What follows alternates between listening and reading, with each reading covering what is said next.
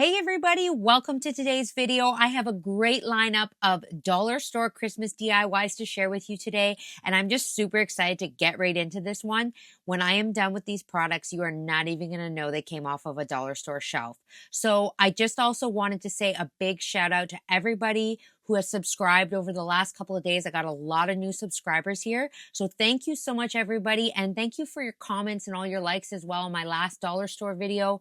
It means the world to me. So I'm going to be putting out lots more great Christmas content. I have a great thrifting video actually coming up. So stay tuned for that one and hit the little bell if you want to be notified every time my videos get posted.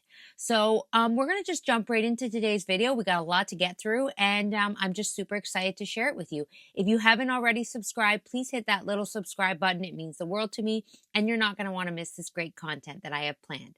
Let's jump right into today's video.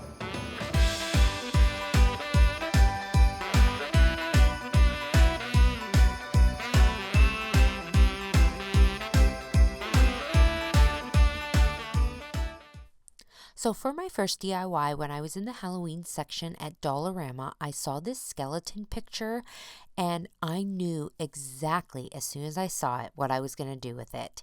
So I took it home and I began dismantling it. It was super easy to take apart. It was basically held together by two pieces of jute twine. So I just cut those off and then I removed the staples, and then I could easily pop out the pieces of MDF in the frames. We're going to set those aside because we're going to be using them later. But to begin working on my frames, I used some 80 grit sandpaper and I sanded off the black finish. The 80 grit was kind of ripping up the MDF a little bit because these aren't real wood, so I then later switched to a 120. I didn't remove all of the black because I wanted some of that peeking through. And then I made my own little kind of color wash stain by mixing together brown and then a pale peach paint and then spraying it with a little bit of water. I painted this on my frame and then I wiped it away using a baby wipe because I just really kind of want to color wash this. I don't actually want to paint it. So I continued doing this, making sure that I got the sides as well. Now the sides didn't have the wood, quote unquote, wood-like finish on it, so those were a little bit harder to paint. But then I came in once those were dry and I used this vintage effect wash in the color white, and I just brushed it on with a makeup sponge, just ever so lightly, just to give this a nice white wood tone look over all the frames. To fill my frames, I'm going to take the MDF pieces and I'm just going to peel off the pictures. I have this crafting razor that I use as well that helps scrape away stuff. I love this tool. It's one of my favorite tools. And then I just took a little sanding block and just sanded off the rough paper edges. Then I'm going to come in with these pretty Christmas napkins and I'm going to go ahead and put down a very thin layer of Mod Podge onto one of the pieces. Peeling apart the napkin, we're going to take just the colored part and we're going to lay it down over the piece of MDF and we're going to smooth it out, working from the middle to the edge. Then I'm going to take a piece of parchment paper and using my mini press, I'm going to smooth it out. This is the way to get smooth, flawless decoupage napkins every time. The mini press is set to very low heat and then it just smooths out all those wrinkles. I'm going to cut off the excess and then I'm going to repeat this process on the remaining pieces of MDF. I'm using two different styles of napkins and I'm just going to go ahead here and do the exact same thing. This is the easiest way to do decoupaging with napkins to make sure it's nice and smooth. Then I'm going to take this Gorilla Glue Super Glue with a brush head and I'm going to brush in the sides of the frames and then replace my pieces back in, clamp them and let them set for a couple hours. Then I'm going to come in with these Noel letters. These letters are of my own design, but if you want to recreate this project, I have collaborated with an amazing company called Craft Hoarders to sell these letters on their website. So you can actually order these yourself if you want them.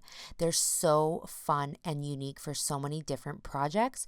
I've included a link to their website in the description on this video if you'd like to go ahead and order these.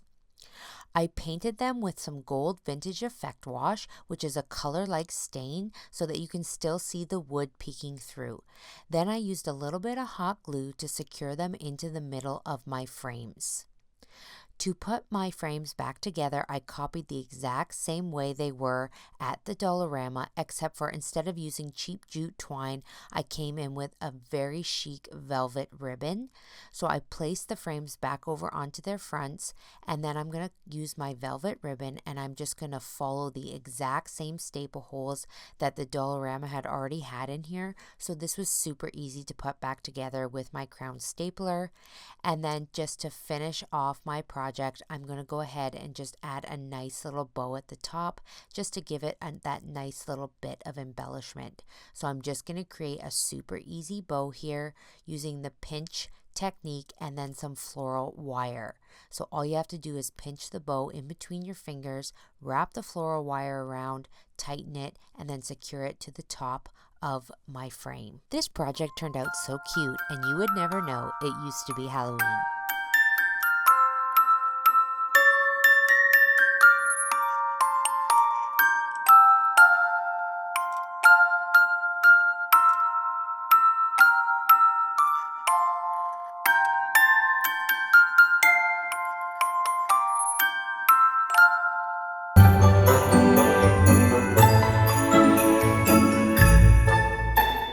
When I was at the craft section in Dollarama, I saw this round wooden container, and then I saw a flat square bamboo one.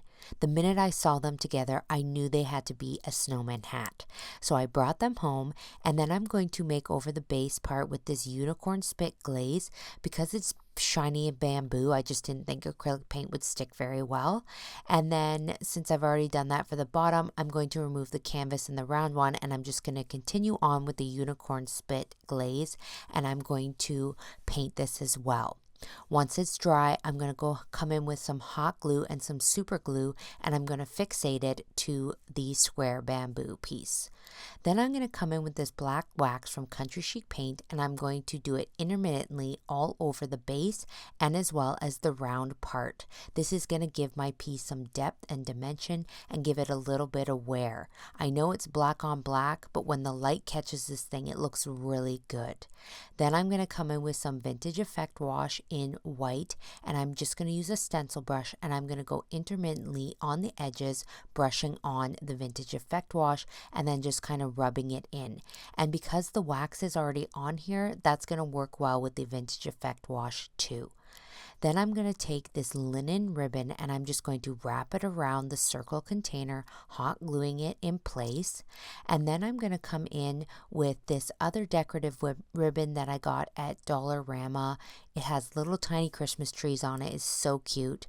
And then I'm going to use this candy cane looking green ribbon and wrapping that around as well. I'm going to take this rustic little Christmas tree and then securing tape around the green and white ribbon just so that I can get it through the ring on the Christmas tree. I'm going to tie this onto the ribbon for a little bit of embellishment. So if you're having trouble getting ribbon through little ornament hooks and stuff, just wrap a piece of tape around the end and it creates kind of like a needle. Then I'm going to stick in some little faux greenery into the hat, securing that in place with hot glue. And then I'm just going to add in some decorative little pine cones just to finish this piece off. Then to fill my snowman hat, I'm going to put some styrofoam in the bottom, and then I'm going to place in some Christmas greenery. Now I'm just using up what I have left over from last year, so this is a part of an old Christmas tree actually, and then some random little bits of greenery that I had laying around.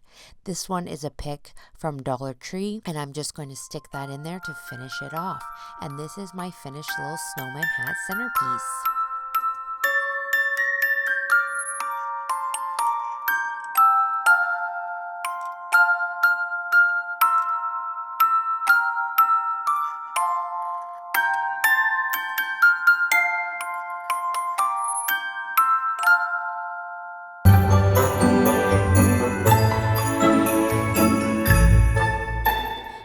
Dollarama has a ton of adorable wooden trees, and these are great for crafting with. So I'm going to pick up 3 of these ones, and we're going to take them home and we're going to give them a new look. So I'm going to flip them over, and we're actually going to be working on the unfinished side. And then I'm going to use this bath mat, which I also got at Dollarama, and I'm going to lay it out, making sure that I put the bumpy side facing down, and then I'm going to put my tree on top of it with the side that we want to cover, and I'm going to trace around it. I'm going to cut off the excess, and I can save that for another project.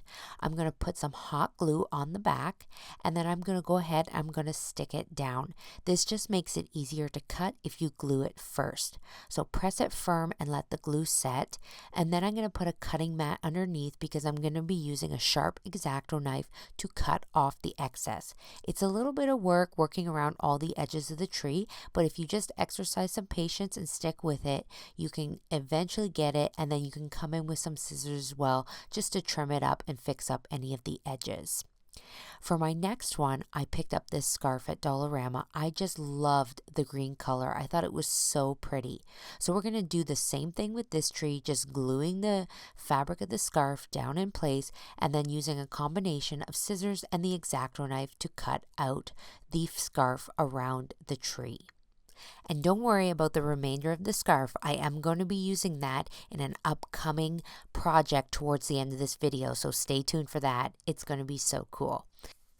And for my last tree, I'm going to come in and I'm going to use this fabric that I picked up in a clearance bin at one of my local fabric stores. It's a farmhouse teaking pattern, and I'm just going to again repeat the process, gluing down the tree for starters and then tracing around with the X-Acto knife. Out of all the fabrics, this teaking fabric was the easiest to cut around the tree, but I couldn't be happier with how these trees turned out.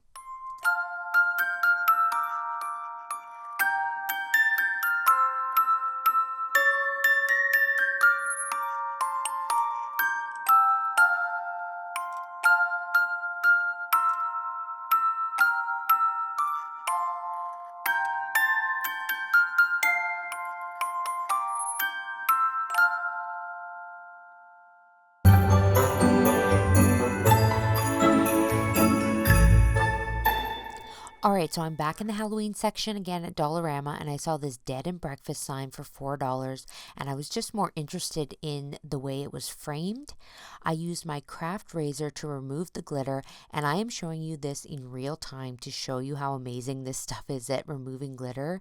It scraped this stuff off in 24 seconds. Yes, I actually timed it, but it just like when the razor hits the glitter, it just chips right off. So this was incredible and easier to do than actual sanding. So once I had the glitter all off, I came in with some wrapping paper. This is just pretty wrapping paper that I picked up at Walmart, and I'm going to go ahead and cut a piece, and then I'm going to Mod Podge it onto my sign. So I just spread a thin, even layer of Mod Podge all over the sign, and then lay my wrapping paper down, lining up one of the finished edges right to the edge of my sign. Then I'm going to come in and use my Easy Press again just to smooth out any air bubbles, making sure that I put a parchment paper down first so I don't burn the wrapping paper. And then I'm going to use an X-Acto knife to cut off the edges. Now, I did make a mistake here, and I cut when the Mod Podge was still wet, so my wrapping paper actually ended up tearing at the edge, and I was really sad, and I thought I ruined my project. But you know what, like Bob Ross says, happy little accidents. I salvaged this thing, and it actually turned out so much better than I could imagine. So I found these little wooden beads in my craft supplies, and I started gluing them on, and I thought this is going to take forever. So then I came up with this idea to use a floral wire, thread the beads onto the floral wire, and then I can put them all on in one shot. So when they're on the floral wire, all I have to do is put my super glue up under the edge of the frame, and then you see me here moving them in one shot, and then sliding them into place, and then pushing them down for just a few seconds while the super glue sets, and then just adding in more super glue if needed. Then using my Cricut, I cut out some words merry and bright on glitter cardstock with an offset. So I have them here, merry and bright, the offset with the glitter cardstock, and I'm just pressing them down with hot glue. And then I applied the words I cut out in a holographic cardstock and attached that to my sign. If you like this cute Merry & Bright SVG, I do have it also listed for sale on my website. The link is in the description. To finish off my sign, I removed the cheap jute, and then I added this nice thick linen ribbon that I had in the same kind of color that matched the wrapping paper, and finished it off with a little bit of greenery and then a cute little bow. This sign turned out so cute, and I am so happy with it. I think it's absolutely adorable.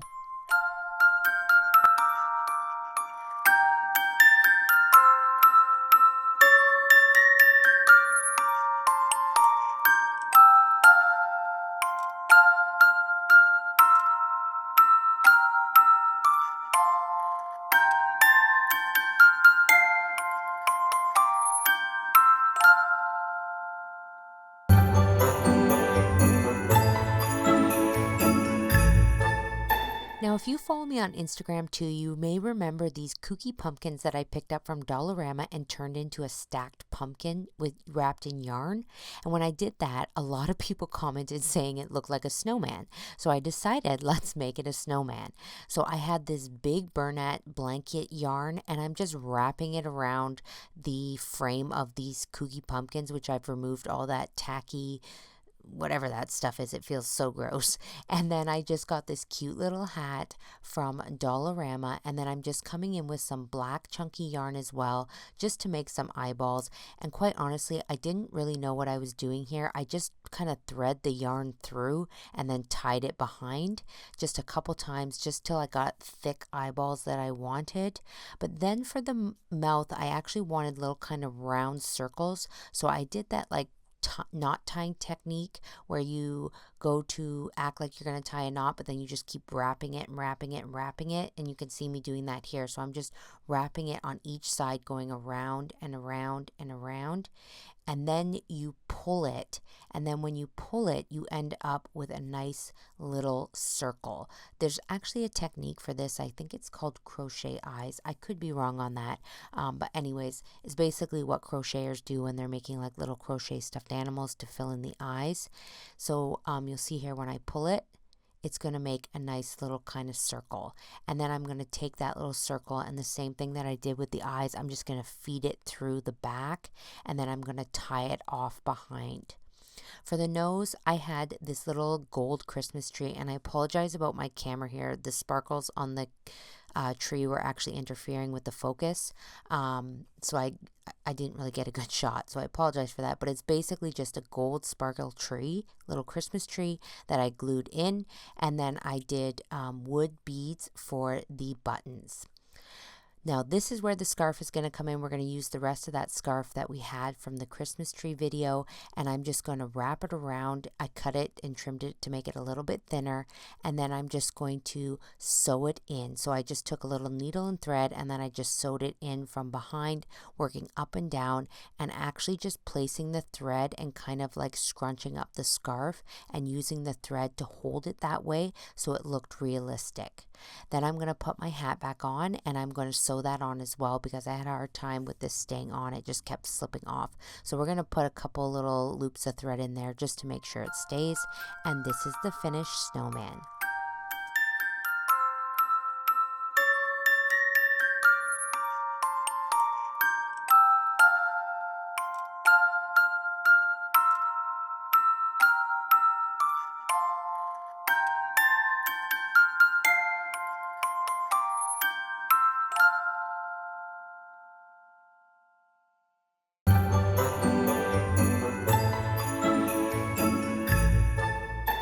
Okay, I think these busted canvases are just the coolest project ever. So I took a piece of that tiki fabric that we used before, and I'm going to apply it to a Dollarama canvas, and I'm just going to spread on some fabric glue, making sure it's in a nice thin layer. And then I'm going to place my piece of fabric on and smoothing it out, working from the middle to the outside edges. Then I'm going to trim the corners, and then I'm going to wrap the fabric around the back so I have a nice finished finished edge around the canvas. Then I'm going to take the same paper napkin that I used before. I just love these napkins, they're so pretty. And I'm going to spread on a little bit of fabric glue inside the canvas. Then you want to place your napkin with the pattern sign facing up. That's very important. And then I'm going to do the same technique again with my easy press, making sure to smooth out the wrinkles, and then I'm going to cut off the excess. Then I'm going to take an X-Acto knife and I'm going to cut through the canvas from the back side, right down the middle vertically, and then across the middle horizontally, and then diagonally from each corner. So you can see here I've made all those cuts, and then we're going to take the pieces and we're going to flip it over and we're going to curl them back and hot glue them like this, so it looks like the canvas is just busting open. And this is why you want to have the napkin with the pattern side up, because if you don't, you're not going to see the pattern when you cut open your canvas. So we're going to continue gluing around, and then to finish the inside, you can put whatever you want in the middle now. I have this printed piece of sheet music that I printed off the internet, and I'm just going to place that in the middle. And then just to make it pretty on the back, I'm going to finish it off with a nice piece of holographic cardstock just so it doesn't look so unfinished. And I'm just going to hot glue that there, and then add a little bit of embellishment in the corner just for a fun, cute look. So I'm just going to put a little red velvet bow here. I have my little rustic Christmas tree, and this just is like the cherry on the cake.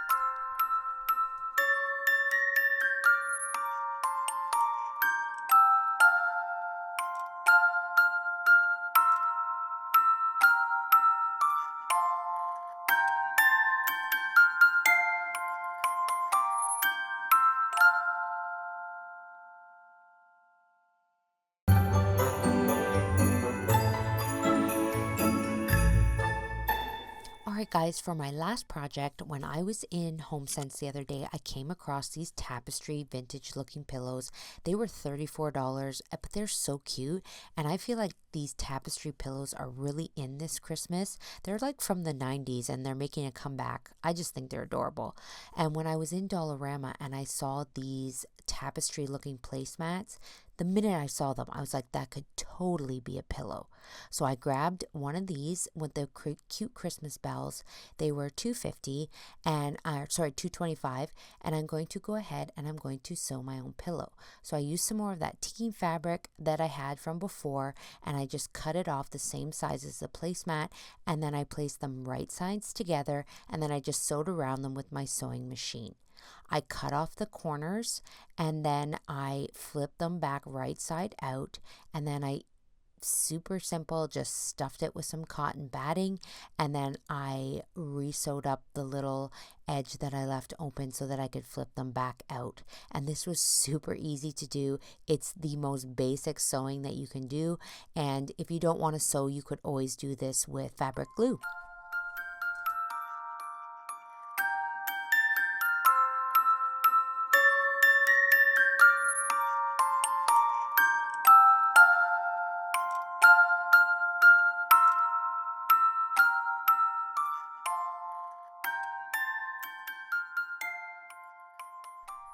Alright guys, so that's it for me for this video. I really hope that you enjoyed these ideas. I hope they get you inspired to create and craft for Christmas, and head out to your local dollar stores and see what you can find. And just a reminder, as I mentioned earlier, if you like the little Noel wood cutouts, those are available on craft hoarders. The link is in the description, and the SVG from the Merry and Bright is also in the description as well. Thank you so much for tuning into this video once again. Please hit that subscribe button if you haven't already, and we'll see you soon.